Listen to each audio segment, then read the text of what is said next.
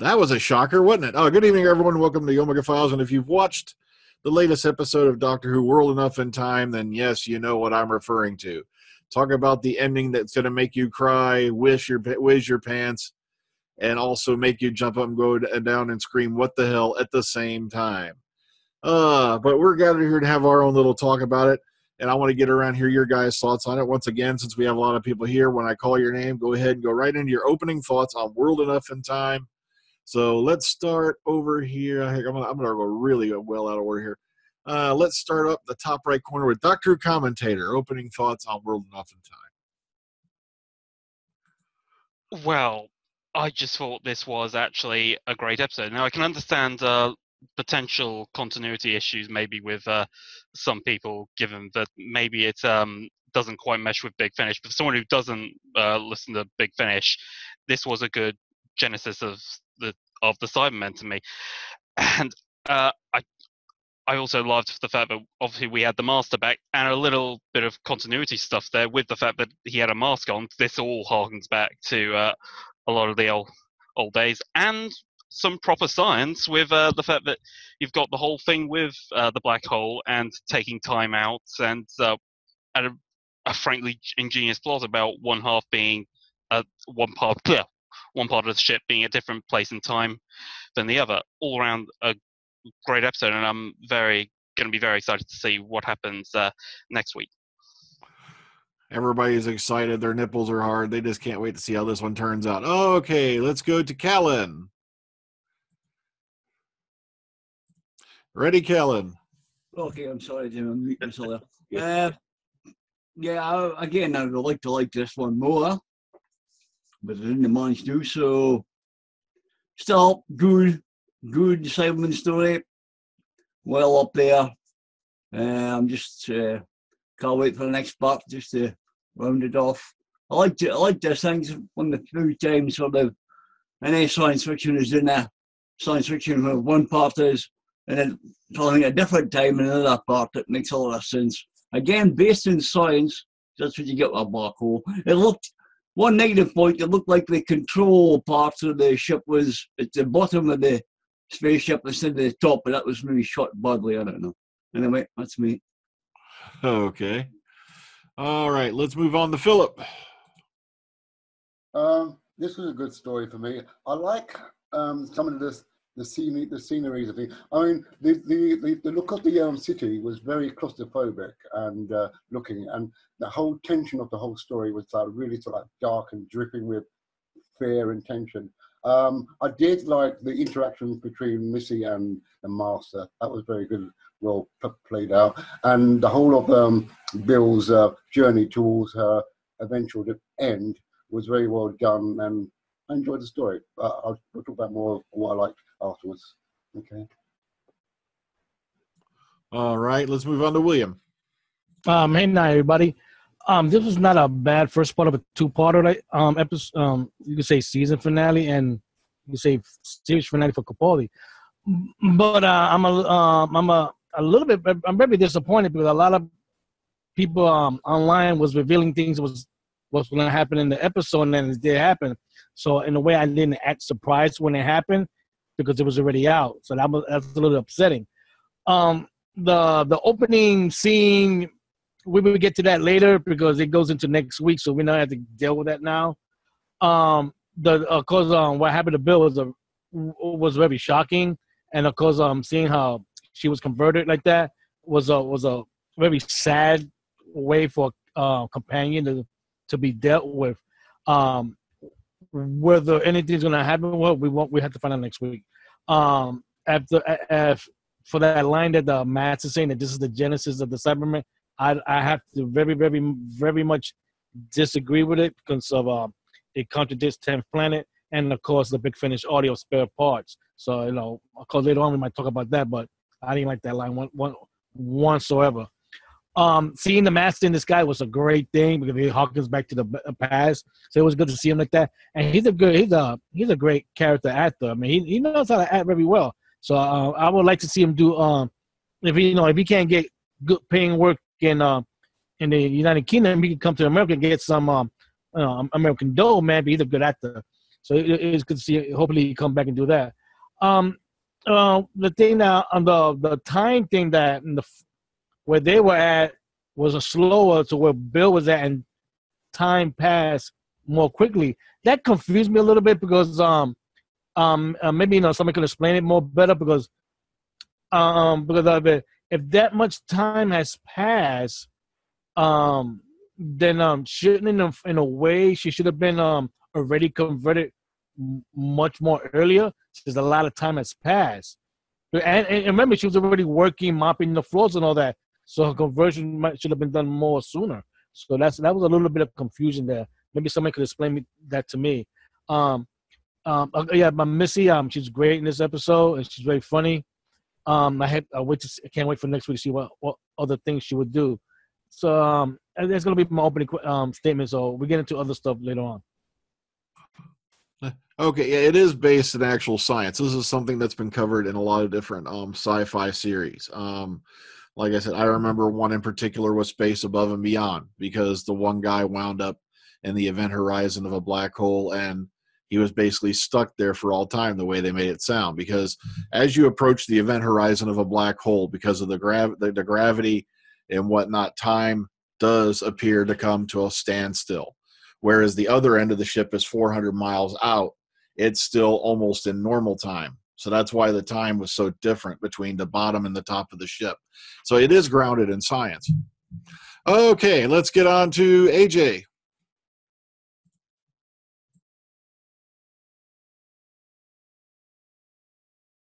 You got to unmute yourself, AJ. Sorry, I absolutely love this story. It was a brilliant story. They made Peter Cushing now canon because he was Doctor Who, so that was cool. I don't think this contradicts Spare Parts, though, because the spaceship itself is a self-contained thing, so the Cybermen being there must have been like a plane that was already in action on Mondas before the ship took off to do its exploring, so maybe that's happening at the same time. We have no idea because of next week's episode whether it's still on the ship or if it's on Earth, Mondas, who knows. Peter Capaldi, brilliant. Missy, brilliant. Nardole, funny. Very sad for Bill. Having a hole the size of almost a basketball blown through your chest. I mean, wow. John Sim as Mr. Razor, brilliant character actor. Love the accent. He sounded almost kind of creepy French, and just that face they had for him, totally top notch. Also, with the spaceship with the black hole, it's called the time dilation effect, where time closer to the black hole would move slower, and away from it would be normal time. So if you were in between, you'd be stuck somewhere in between. So 30 seconds near the black hole would be about 3-4 hours away from the black hole. So it probably wasn't that much of a time difference, but enough to matter to Bill at least. But other than that, totally awesome episode. Okay, Connor. Yeah, it was a great episode. As Will alluded to, I think two things that ruined this episode was, first of all, promotion took precedent over shocks and twists, because obviously we all knew that John Sim was coming back way in advance, even before the series had started, and we also knew about the Cybermen coming back. And it appeared that towards the end of the episode, they were the two twists that you were supposed to be shocked by. And I'm sure a lot of people were, but I can't see many people being shocked by that, because they were the two sort of promotional heavyweight things that the BBC used to promote Series 10. Bill, yeah, I don't know whether this is going to be the end for her or whether Moffat is going to press the reset button. But if it is, this is a pretty gruesome end, to be honest, for her. I don't think she deserved it, being a great companion and only being in 11 episodes as herself and not as a Cyberman. That's quite sad. John Sim, I'm not a fan of his master, but I liked how he's toned it down a bit. We only saw like 2 or 3 minutes of him as himself and not as Razor. But from what I gathered, he seems like he's more of a toned down sort of character and less of the maniacal Prime Minister sort of character. Missy was by far the most exceptional part of this episode. She was funny. She was creepy. You just could not trust her as far as you could throw her. And she, at the end, how she just became a turncoat on the Doctor and joined what I assume is going to be John Sim and the Cybermen, was pretty shocking. You could tell by Peter Capaldi's face that, you know, that moment really hit the Doctor as well.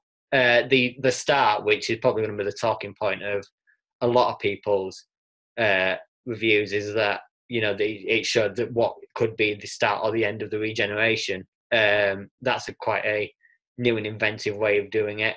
Yeah, really great episode. A lot of creepy moments. It reminded me a lot of The Empty Child. There was a lot of really, really creepy, spine-tingling moments. The music, I can see why they took advantage of an orchestra live at that event, and then the Q&A afterwards, because a lot of that was orchestrated, which is unusual for Doctor Who these days, because usually you have a mix of sometimes orchestrated music, sometimes electronic. So to have it pretty much wholly orchestrated in a horror movie sort of way was fantastic. It's the best soundtrack I've heard. And I said that last week, but I think that this one has really topped it. So yeah, great episode overall. Yep, I have to agree on the soundtrack thing. How many here heard that little bit that reminded you of Earthshock, the music? Ding, dong, dong. Yep, okay. Kevin. I really loved this episode from start to finish. The beginning, that I didn't expect it at all, that the Doctor was showing regenerating and screaming no like Darth Vader. Yeah, that's maybe they are tricking us again, but maybe it's the final regeneration, and maybe it's the 10 planets that he's on, like in the 10 planet story. And yeah, Bill, well, unfortunately, I didn't expect that she should become a Simon, but when I saw that he was shot in the chest, and I saw that fin on her through the t-shirt, I was like, shite. So yeah, I really enjoyed it. And Arnold was really funny. Missy was just like Missy, and the Master at the end, the Master was in front of us the whole time as somebody else. And he said, I call it Genesis, the Genesis of the Cybermen. It's just awesome. Really loved it. I know. At least this time he wasn't using a name that was an anagram of the Master. You know, good move. Okay. All right, Beefhead. Well, this one sort of ended the way it started. Everyone going, no! I like the start of it. As Connor has already said, the music is orchestral. It's great and sweeping, and it lends itself to the visuals, because this was by far one of the most impressive cinematic sort of looks to the opening of the episode. The long sweeping shot of the ship is absolutely amazing. You get a scale of the scope. You see the portholes that basically each floor is like a self-contained world, which is what I think you're going to get next week, is going to be the different floors as they're working their way up the ship. I liked it. There was a great balance of darkness and humor. And while the humor wasn't slapstick humor, it was wordplay. It was witty humor. Which I think gave it a great balance. It gave it a great dramatic balance.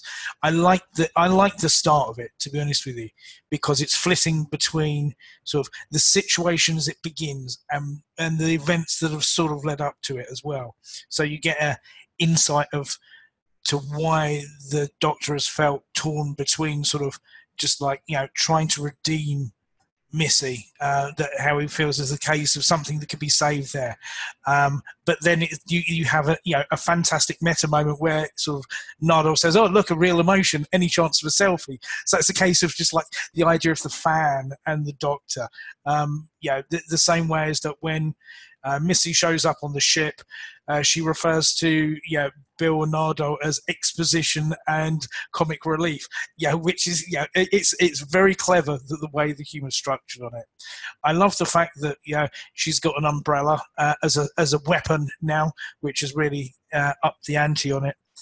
I agree with the point of it's a double-edged sword. You can't promote the show without releasing certain details. Some things are just unavoidable in the way that the universe works these days. Mrs. Beef knew that John Sims was coming back, but for a lot of it, she said, "Oh, I really like that Razor character." But then it's sort of like when she started to put two and two together by the end, she worked out that it was him. And the humor that you got from him was brilliant. I loved it. Good tea, bad tea. It will prepare you for the horrors to come. It was hilarious, and it was well done. And I think that gives a great balance to him, in disguise. And then you have the contrast when the gig's finally up and he reveals himself at the end. One thing I thought that was really effectively done as well is that you get the idea of the body horror to it. When you've got the top knots sitting in the chair and you hear the one complaining about pain, and you have the nurse come in and you think she's administering some sort of help. She's trying to help in some way. She's not. She's just turning the volume down on it. Then you have the other one who's asking, he's saying, "Kill me, kill me, kill me." You have what is really, really a very dark element for the show to it, and that was just tremendous.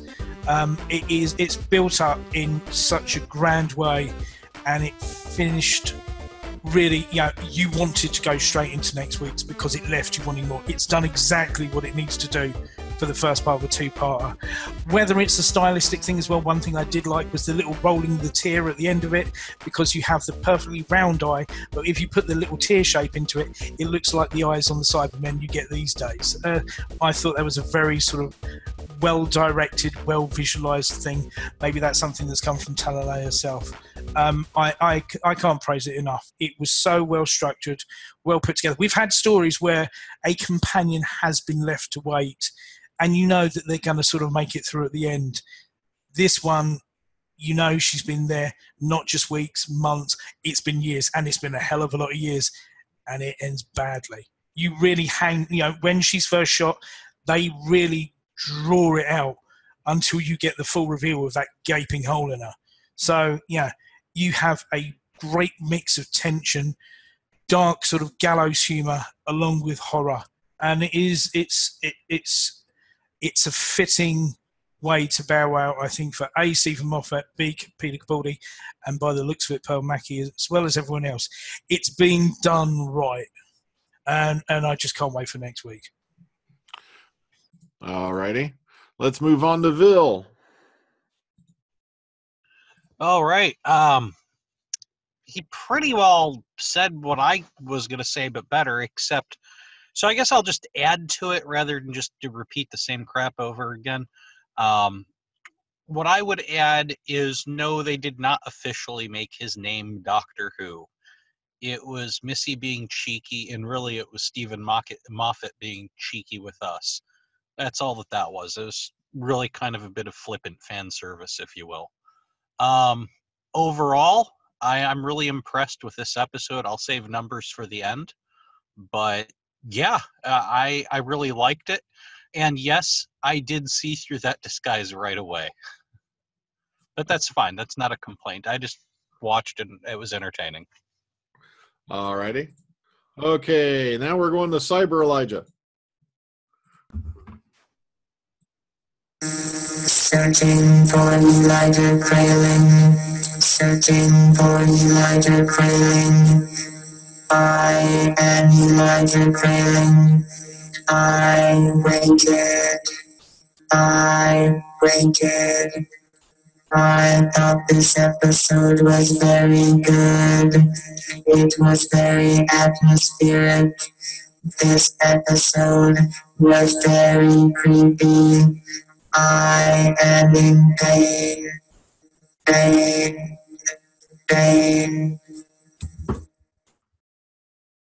Okay. I have to admit, very painful. Okay, moving on. Bo. quite enjoyed this episode.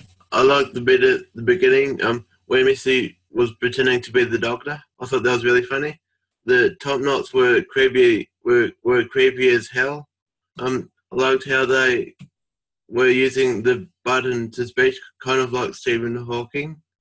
I quite liked John Sims' performance. I thought his performance was brilliant. I liked his Russian accent. With the Cyberman at the end, I'm glad that they used the same voice that was used in the 10th Planet and Spare Parts. So yeah, it was such a brilliant episode. I'm looking forward to part 2. Alrighty. Okay, and Texas Tim.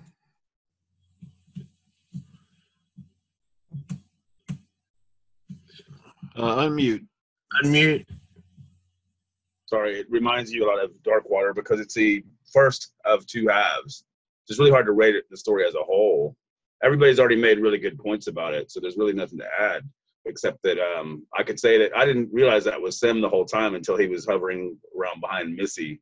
And that's when it kind of dawned on me that was Sim. So he must have done a really good job. I think the main star of the episode was actually Michelle Gomez as Missy. She was excellent throughout. And this kind of confirms that his master precedes hers, I expect, because she's supposed to remember these events. But on the other hand, you get the idea that she's just playing along with him at the end of the episode. We don't really know what her motives are, because the doctor all series has been trying to manipulate her into being a better person or to being a better friend or whatever. And we don't know what her motivation is at this point, because it looks like by the end of it that she's just playing along with Sim, and we're not going to know anything more till next week. One thing that impressed me too was the time difference.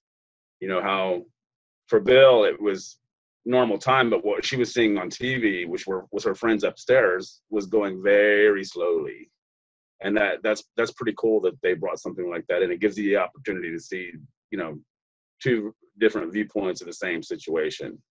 But yeah, other than that, it was a great episode. It was very well made. You guys commented about the music. It was very filmic, very big score kind of music, and it really showed. It really helped move the story along. And I don't know. I just can't wait till next week, because we're not really seeing the big picture here. We've got one half of the puzzle, so let's see how it plays out. Yep, next week the 1-hour finale. And the Doctor falls. Yeah, really looking forward to seeing how this does end itself. Okay, now like I said, one of the things that impressed me also is Pearl Mackie in this episode. Incredible performance all the way around. Plus the fact that we're starting off with they begin this adventure, and then we jump to the part where she's trying to tell them, look, this is a bad idea.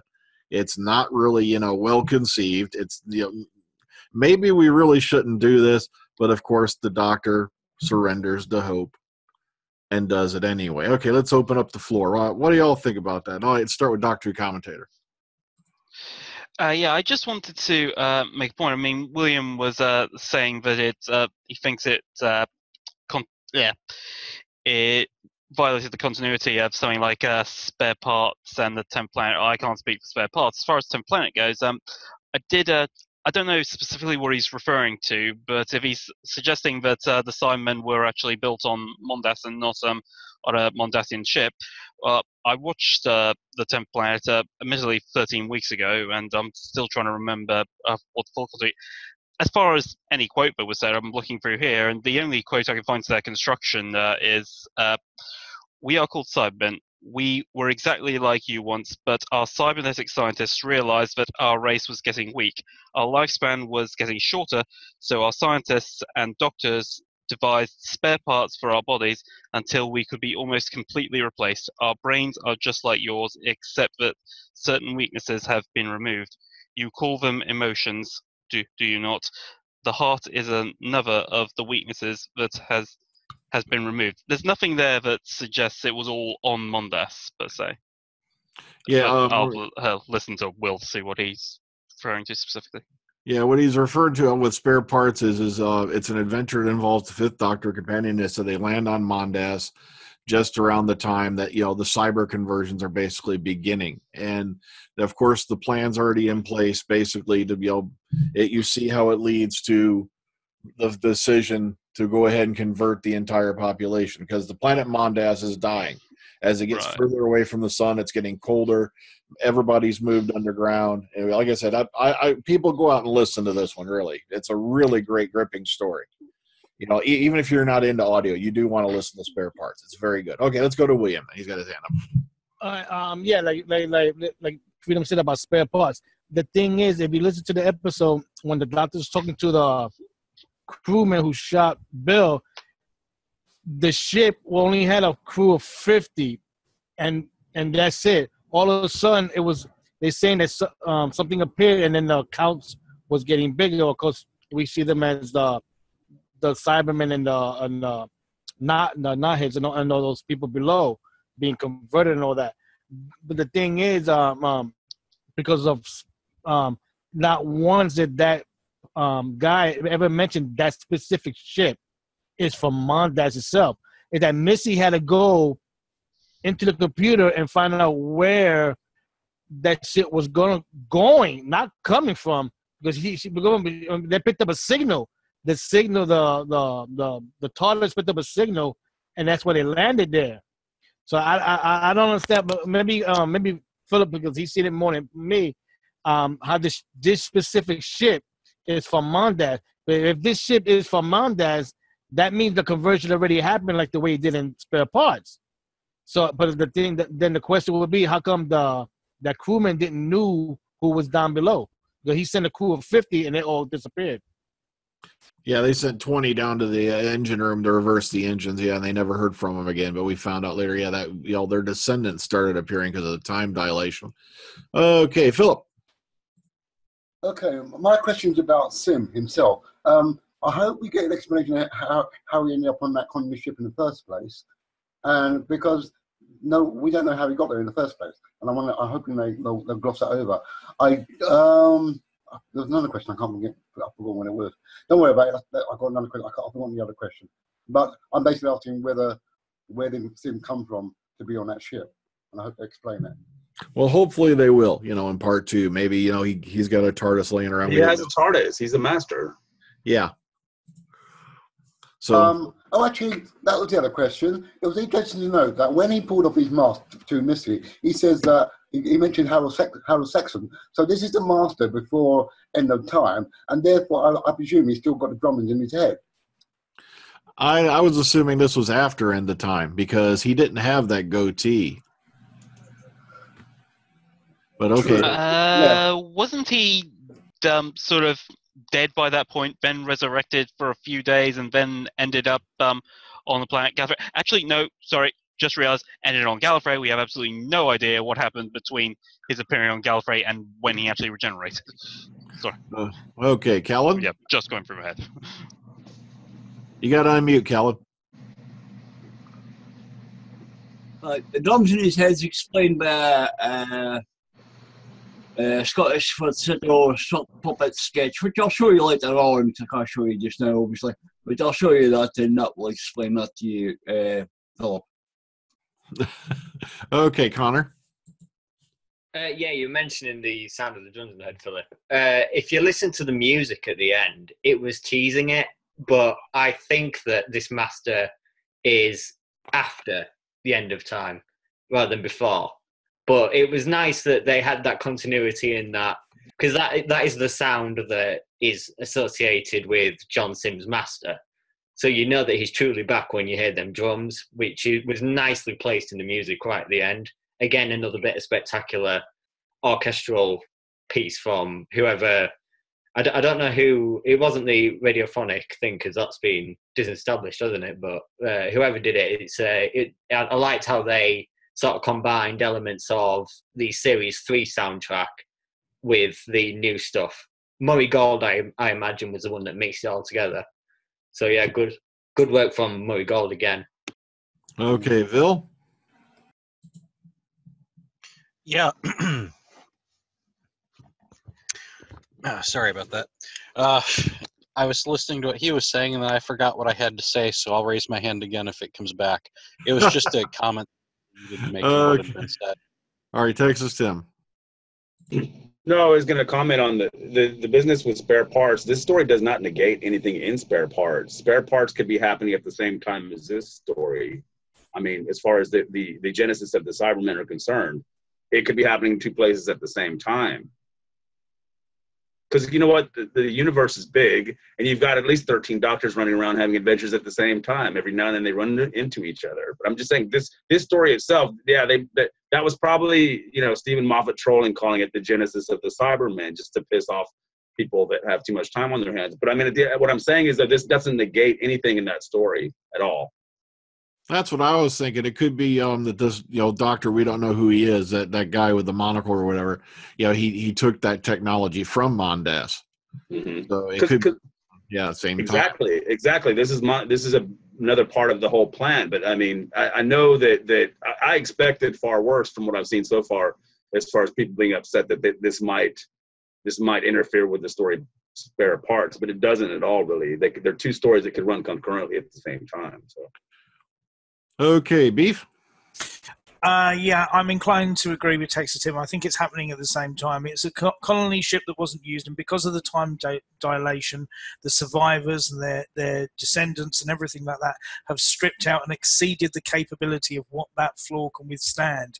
And obviously, necessity being the mother of invention, which is why they've gone back to perhaps what was a plan that may have been in the nurturing stage on Mondas. But with going back to your original point about the idea of hope, I think that's what it is. They reluctantly went along with the idea because Bill just has these sort of a romanticized idea. And, when the Doctor has sort of like exposed himself and laid himself bare because of the trust and that he placed in her, she's willing to reciprocate it. For the fact is that, they go through with it even though they don't go with it. When they walk out onto the ship and, Missy's grandstanding and everything like that, it's like, yeah, here we are. Yeah, we're going through the motions just purely because we have to. So, that is good in that sense. I do get the idea, and I think that's what it is. It's sort of because there's that misplaced... because they didn't want to do it, that's what makes it so ultimately crushing for the Doctor. As soon as things start going wrong, he's the first one out the door and trying to sort of like, immediately try and diffuse the situation because he knows that he's really cocked up in a big way because now things are spiraling. What he thought was a controlled situation has just completely, spiraled out. And he's trying to pull it back. And, then it's a chain of events over which he has no control. Okay, Vil. Yes, the point that I wanted to make was actually about Missy and the Master. See, we're all making one other big gross assumption, forgetting that we don't really fully to this day know the Master's timeline. Missy might not be the next incarnation. She could be several incarnations later, and since apparently Michelle Gomez doesn't want to go back to the part, this is how they can have other Masters or Missys in between. That's what I'm thinking. I'm thinking they're going with an incarnation that she's like way off away from Sim. She does technically come after Sim, but not directly. Technically, but again, hold on. Technically, she does, but that's just what he said, though. She didn't agree, though. She didn't really. In other words, the minute Sim showed up on the scene, or that Master showed up on the scene, she kind of just like fell back into her own position. We don't, like I said, she gave nothing away for her final scenes in the episode. She just kind of like rolled with it and looked all villainous at the end with poor Bill in the middle with that Master on each side. But we don't know if she's not going through with the Doctor's plan. You know what I mean? Because he's trying. Go ahead. Sorry. I'm sorry. I was just going to say with what you were saying, I'm pretty well agreeing with you, except I don't think that they said anything that confirms that she's the next Master, only that she's his future. Yeah. Mm-hmm. He did. He did just say he's worried about his future. He didn't say, she is the next model along or anything like that. Okay, Dr. Commentator. I just wanted to point out, I talked about continuity earlier. Was I the only one slightly bit, I want to say annoyed, maybe annoyed's not the right word, but was anyone else notice that when we finally see the Bill Cyberman thing, they use the big stompy foot sound effect. And I'm not sure they even use any sound effects for the feet in the 10th planet. They sort of did for Simon onwards, like you had it like boom, boom, boom. But I don't think you had any big stompy foots back with the old ones. Well, she had her metal Nikes on. No, okay, okay, Kellen. Yeah, something's occurred to me towards the end of this one. Missy may cause the Doctor to regenerate. She might shoot him. I think, well, for the foot of it, I think the Sim Master decides to kill the Doctor and kill him completely dead, stone dead. But Missy zaps the Doctor and causes him to regenerate. And later on, the next Master will say, I saved you. The Sim Master was going to kill you completely dead. But no, man. I'll throw that in there. Sorry. Okay, Philip. I found it interesting that when we came to the conversion theatre, that there were Cybermen there that were supposedly failed experiments. So does that mean that they didn't really know what they were doing to try and build Cybermen? And then all of a sudden, when Bill was there, they found the proper solution to building a proper Cyberman. It was kind of weird. No, I think what it was is they just hadn't gone through to the final stage yet, is what it was. Okay. But all of a sudden, when Bill's there, they come to the final stage of doing it with Bill, rather than all the other ones they failed. Okay, fair enough. Okay, AJ. Yeah, I was just going to say, I love the part where they had the headpiece being what stops their emotions from being expressed, sort of suppressing them. I liked how that was used, because they never really explained what that was during the series. So I thought I'd mention that. Okay, Doctor Who commentator. Yeah, there was something that I knew I wanted to talk about. Now I finally got it. Throughout the series, we've been talking about Missy and whether she's actually trying to turn good or she's playing a long game. And a lot of the time we've been saying, oh, she's just playing the long game. She's going to trick him eventually.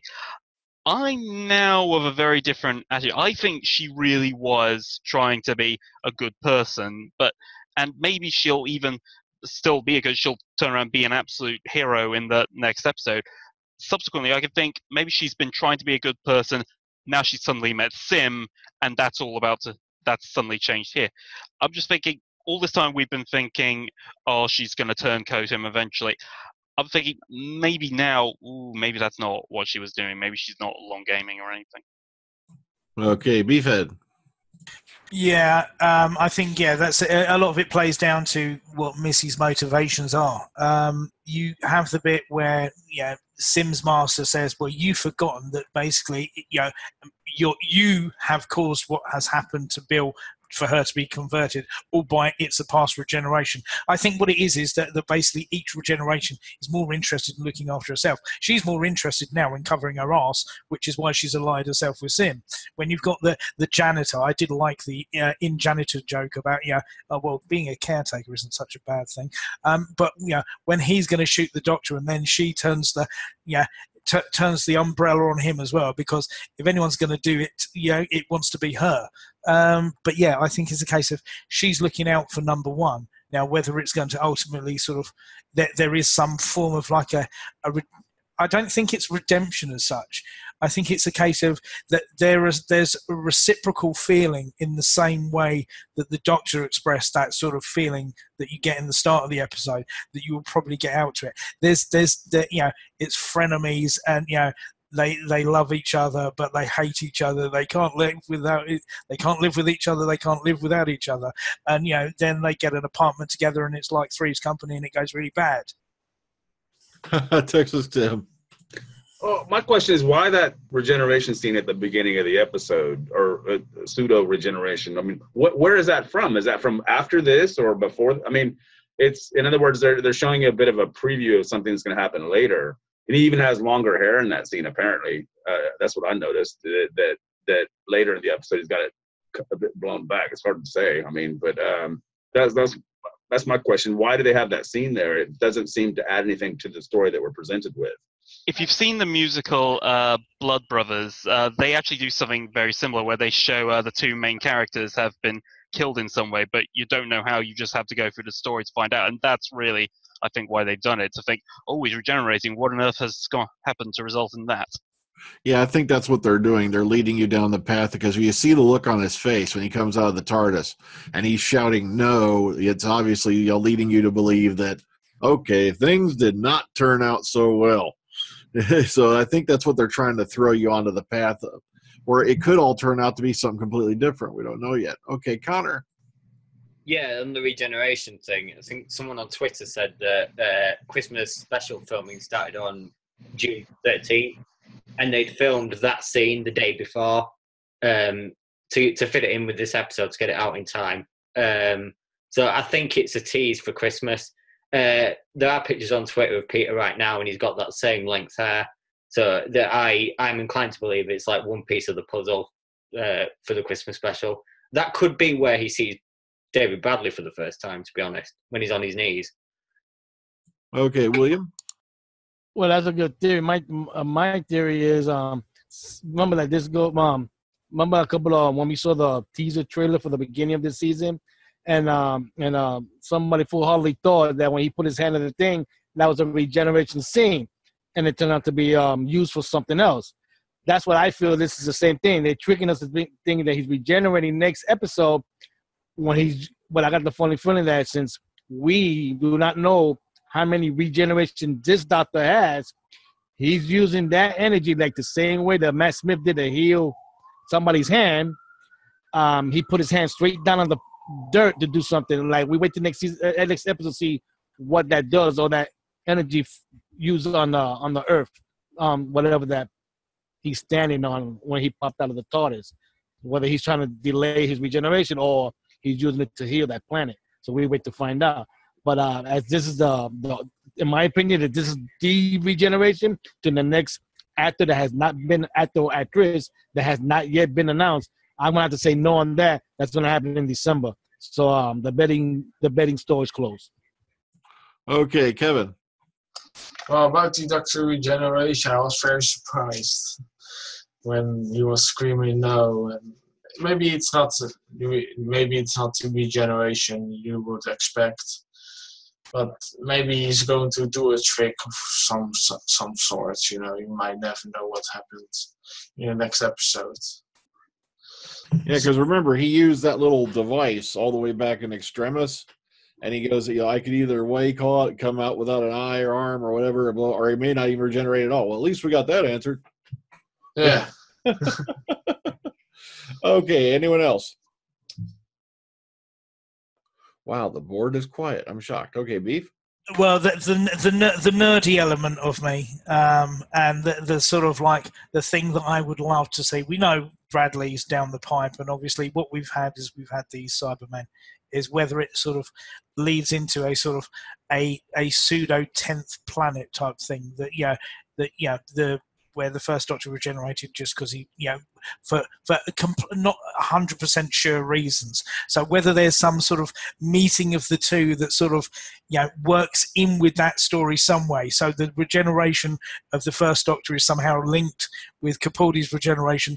That would be something absolutely magical. How he'd work it, I don't know. But that's just like the inner fan of me thinking, oh, wouldn't that be tremendous? But that's just like my little personal idea when I looked at it, because it's just like it shows up on a snowy planet like the TARDIS shows up at the start of the 10th planet.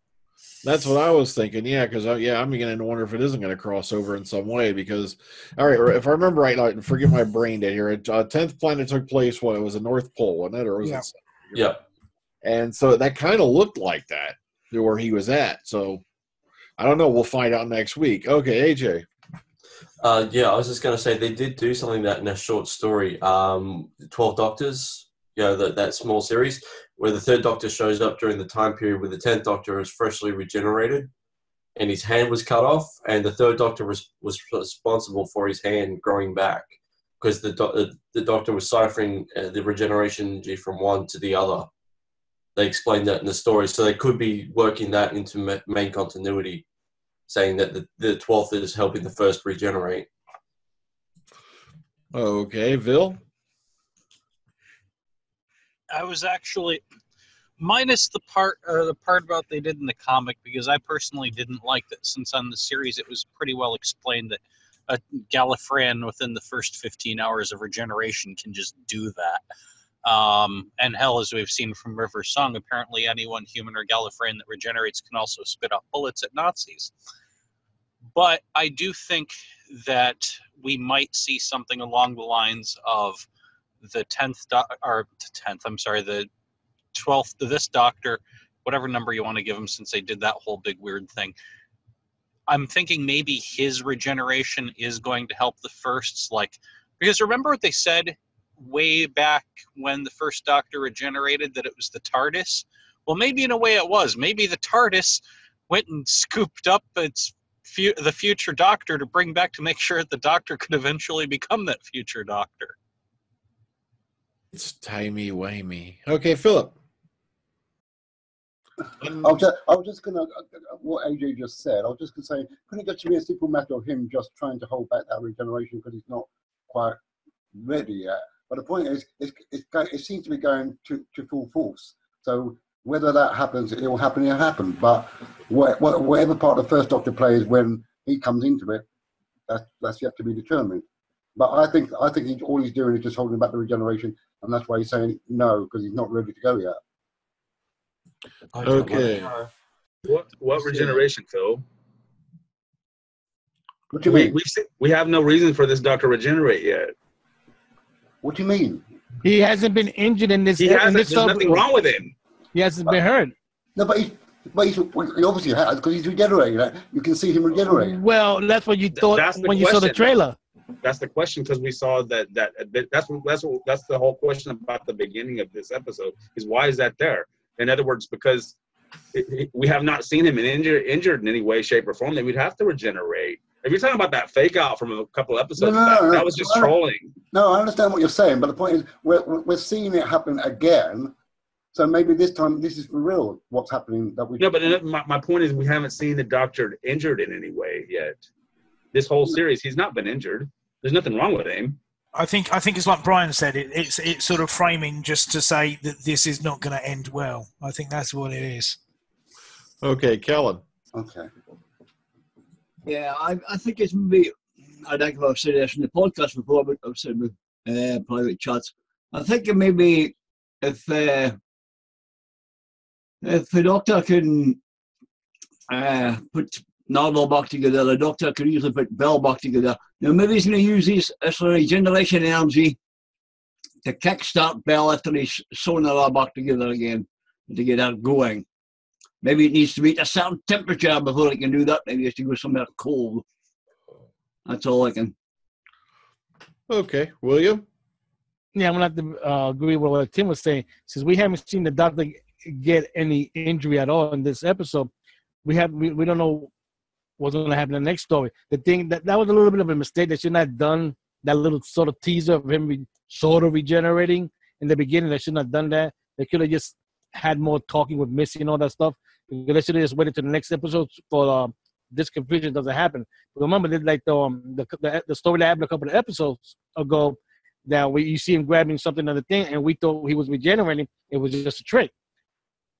Just so we can't assume just because we saw something that specifically was going to happen.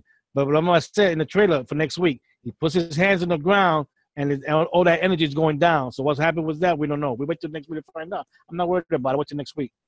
Yeah, well, yeah, but I myself, I think it's foreshadowing. I think it's leading that, okay, something happened and it's not good because, you know, for what we can see, Nardole's not with him. Bill's not with him when he comes out the door. So, and he's shouting no like he's in a lot of pain or like something very bad just happened. So it could be they're going to fake us out. You're right. But at the same time, I think they're using it as foreshadowing that this does not end well. Okay, Connor.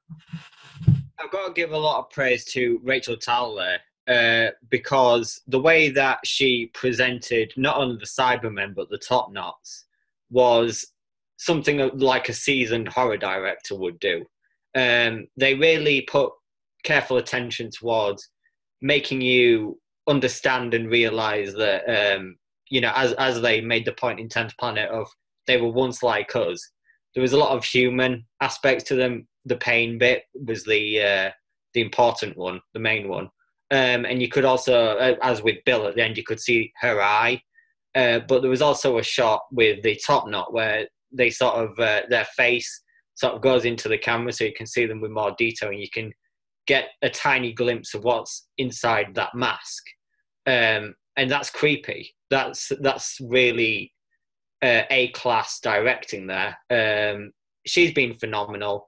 Christmas will probably be her last one, but I think she, during the Capaldi era, has really, in terms of the darker aspects of the series, she's been the one that's really grasped it well, and she's shot all the villains and stuff really well. The Cybermen in Dark Water was the same with the skeletons. Here, it's a totally different thing because you're trying to sort of explain how they were once humans and now they're converted into Cybermen. She's just really good at the sort of body horror aspects of the show when presenting the villains to the audience.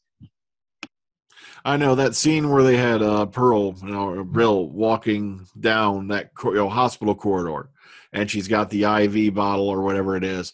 It reminded me of like something out of frickin' Silent Hill. It was like so tense and so creepy. Just between the lighting, the setting, the way it was shot, and you're following her down this corridor, it just creeped the living shit out of me. Okay, AJ. Yeah, I was gonna say that whole thing with the. Damn it! I had it and it's gone. Bollocks! I'll come back to me when I forget it. Okay, Vil.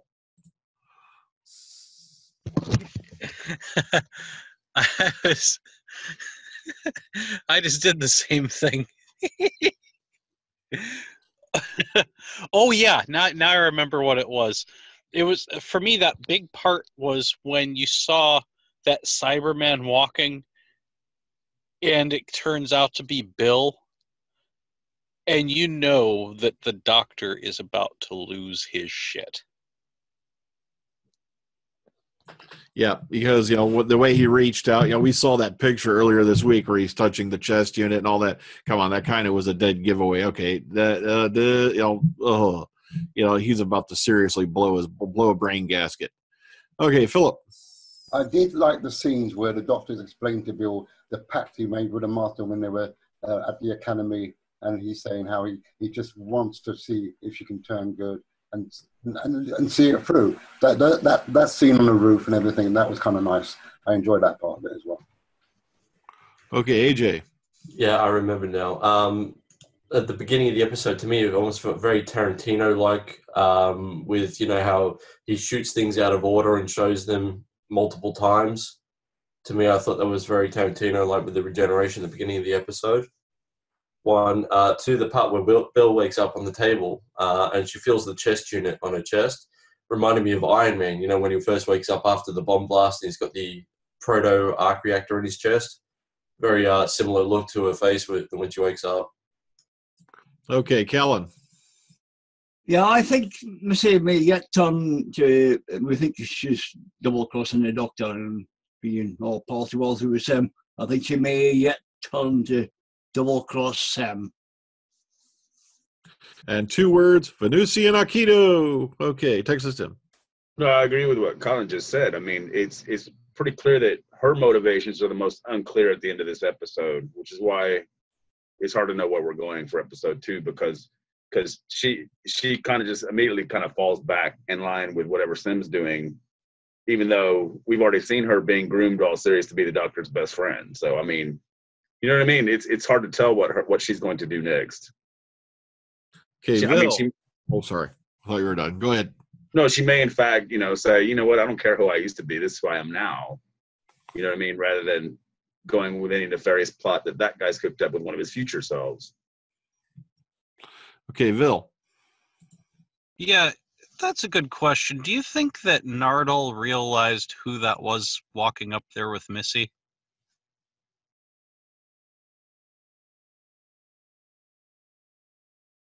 No, I don't think he knew. I mean, he looked surprised. He didn't look terrified enough to know. He wouldn't know. Yeah, I don't see how he would know, because as far as we know, Nardole hasn't encountered that incarnation. But it was nice to see him with the goatee. It was nice to see him using, the rubber mask effect that we've seen, Delgado use many, many times. Plus, we had Venusian Aikido mentioned, which was also another throwback to the Pertwee era. So a lot of little nods to the past here, which is interesting because, not counting certain Big Finish adventure, Pertwee never encountered the Cybermen. But, well. Anyone else before we could cut this sucker and rate it?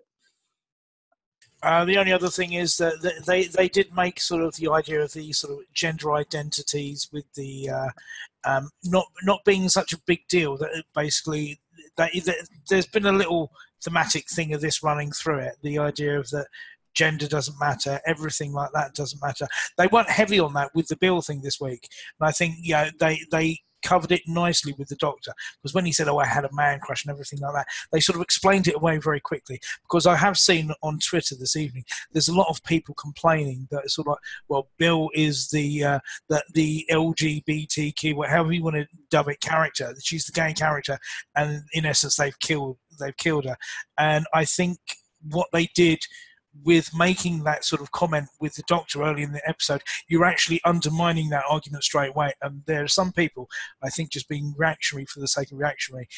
Just stop trying to find fault where there isn't fault and trying to make a political standpoint on it, because this is actually science fiction, in all genres, I think, surpasses and likes to put aside the ideas of race, sexuality, and everything like that, to hold humanity to an account or hold a mirror up against it.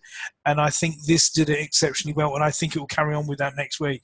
So yeah, I think it's so easy for people to get triggered on Twitter when there's no reason for any fault to be found. I know, because I can hear the over-analyzing. Oh, sorry, Bill, what? I was just going to say, I was agreeing with them. I was saying, indeed, social justice warriors are cancer. Yeah, no, I can hear the over-analyzing going on right now.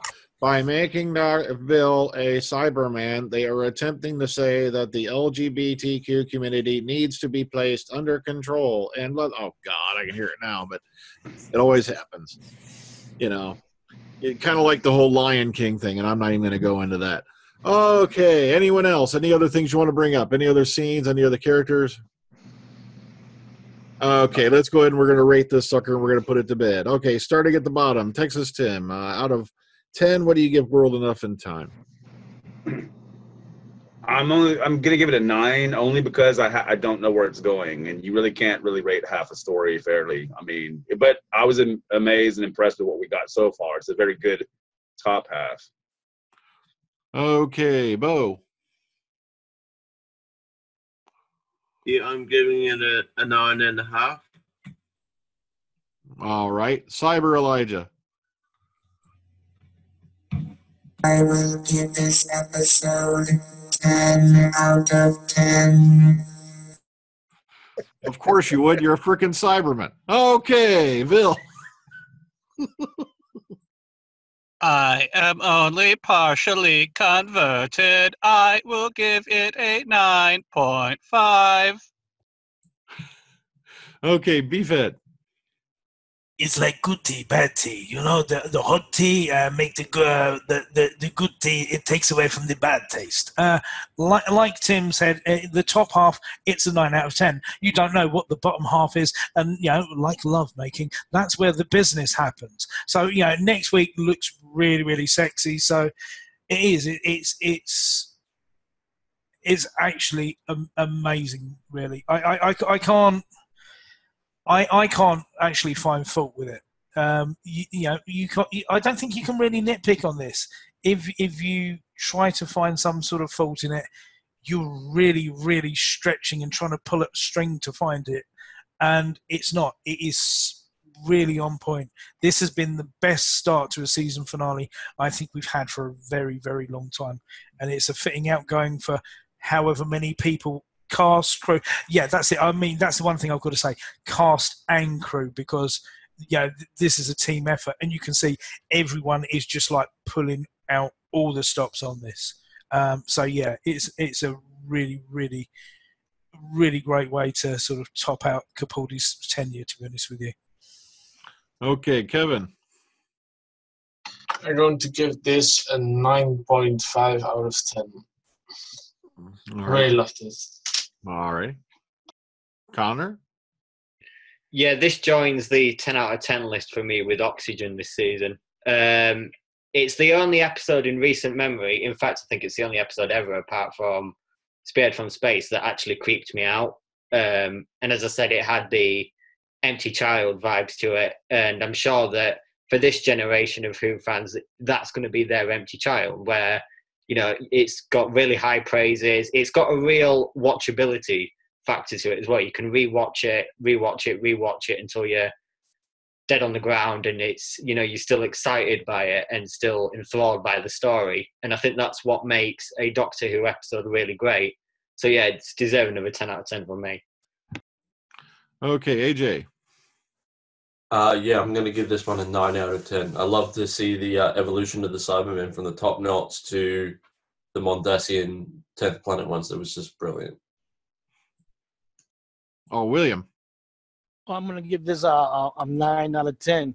And I gotta advise the BBC, when you show the next advanced screening to the critics, control them from revealing a little too much on the internet. Well, I like to be surprised at this season finale. Okay, Doctor Who commentator.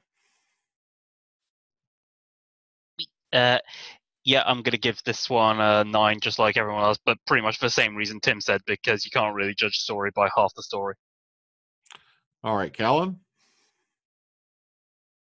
Yeah, I like this one very much. I'm going to give it, I think I'll give it an 8. As I said, they couldn't really, maybe shading a 9, who knows. We'll have to see what the second part of the story is. I'm sorry I wasn't here last week. I really liked Missy Klein last week. It was very nice. Anyway, bye. Okay, Philip. Because this story was so beautifully executed, and the darkness was there. The Cybermen were proper Cybermen, as I wanted to see. I'm going to give this a 9.25 out of 10, because we still got the other half to go to see how that all fits together. So a 9.5. Screw that nonsense. I'm giving this sucker a 10 out of 10. And I don't care what they say. This was brilliantly executed. And even though it's just the starting half, it grabs you and it makes you want more, which is the great thing that you want in a penultimate episode. You know, you want people to come back for that finale. You've got a really dark set of circumstances, and you're thinking, oh my God, how in the name of hell are they going to try to get out of this one? You know, so that's why I'm giving it 10. What do you want to say, Tim? Well, I was going to say, it was not Dark Water kind of the same thing in a way. Kind of, yeah. I can see that. Because I remember we couldn't rate that one either because of the top half of a story. And it's kind of like, how is it going to play out in the second half? Yeah, but the score was there, the story was there, the tension was there, the drama was there. And like I said, I can't give this thing any less than a 10. This is brilliant, brilliant TV, especially given the fact that it was only 45 minutes and it took you through all this time, you know, so well, and it flowed so well. I just can't give it anything less. It flowed well and it's full of surprises as well. Yeah. So there you go. Okay, guys. So next week, The Doctor Falls. Kind of an ominous title, especially given the fact that we've been given this little, you know, tease scene they've put where apparently, you know, we see the Doctor regenerating. So I don't know. Are things going to turn out badly? Will Bill remain a Cyberman? Will Nardole wind up being sold as used parts? We don't know, but I guess we'll find out. So join us next week when we come back and have a look and a gander at that particular episode. But until then, everybody, take care. Enjoy the rest of your week. Bye. We Bye, have everybody. a chicken success. Bye-bye.